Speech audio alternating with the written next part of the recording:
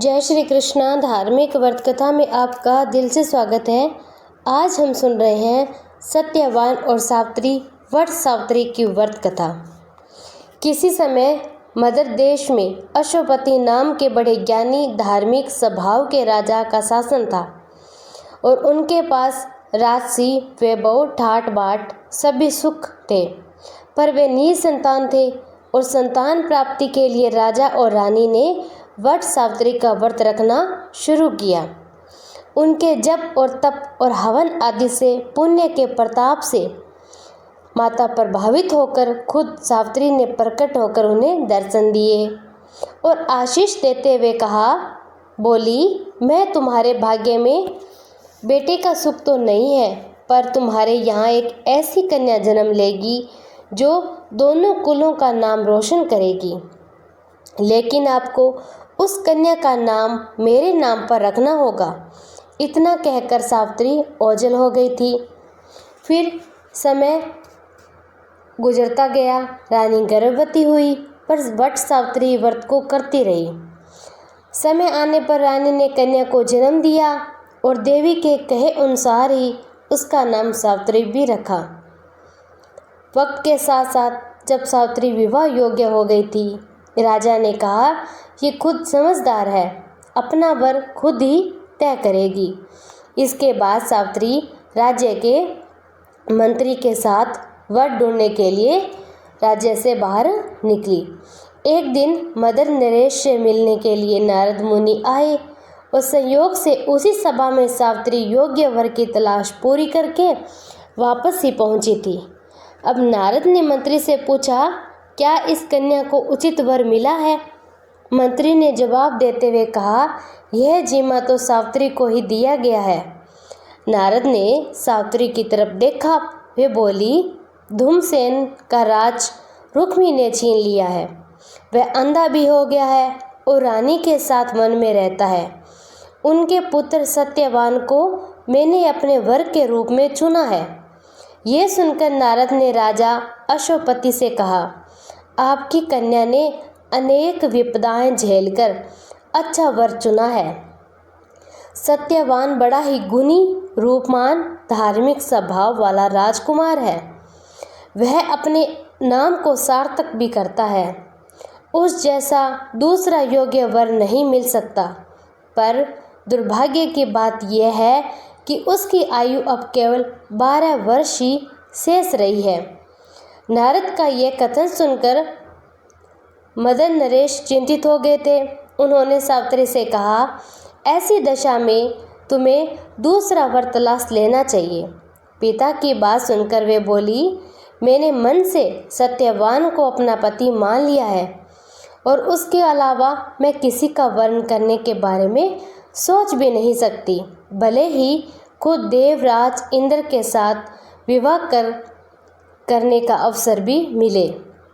अब पिता पुत्री की बातचीत में हस्तक्षेप करते हुए नारद ने कहा, राजन, अब सावित्री का विवाह सत्यवान के साथ करने के अलावा कोई विकल्प नहीं रहा। राजा अश्वपति विवाह सामग्री लेकर अपनी पुत्री और मंत्री के साथ वन में गए। वहां पहुंचकर राजा ने धूमसेन की चरण वंदना करते हुए अपना परिचय दिया। धूमसेन ने उनसे कहा, आने का कारण भी पूछा और अश्वपति ने बताया, वे अपनी पुत्री का विवाह उनके पुत्र सत्यवान के साथ में करवाने के लिए आए हैं। राजा की बात सुनकर धूमसेन उदास होकर बोले, आप बड़े शासक और हम ठहरे वनवासी। राजपाट सब जा चुका है, ऊपर से हम अंधे भी हो चुके हैं। आपकी कन्या महलों में पली बड़ी है, यहाँ चीज़ों का अभाव से भरा जीवन नहीं बिता पाएगी। अश्वपति ने कहा। धूमसेन की बातें सुनकर उत्तर दिया, मेरी पुत्री ने इन सभी बातों को जानने समझने के बाद ही ये निर्णय लिया है।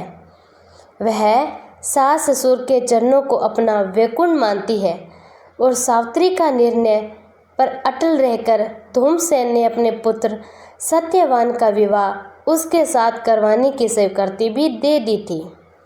अब परंपरागत रीति रिवाज का पालन किया बिना दोनों का विवाह संपन्न हुए राजा अश्वपति अपने महलों में आ गए थे।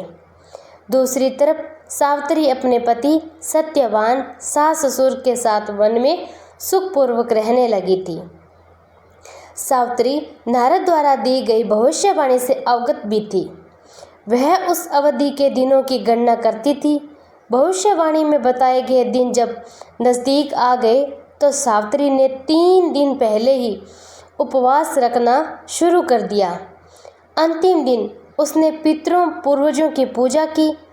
जब सत्यवान ने उनसे वन में साथ चलने के लिए कहा तो वह सास ससुर से आज्ञा मांगकर अपने पति के साथ वन में चली गई थी। वन में पहुंचते ही सत्यवान पेड़ पर चढ़कर फल तोड़ने लगा। उसी दौरान उसके सिर पर असहनीय पीड़ा होने लगी थी।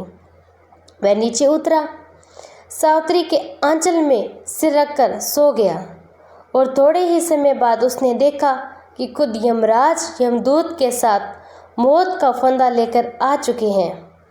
उन्होंने सत्यवान के प्राण रखकर उसकी आत्मा को अपने नियंत्रण में ले लिया और ओझल हो गए।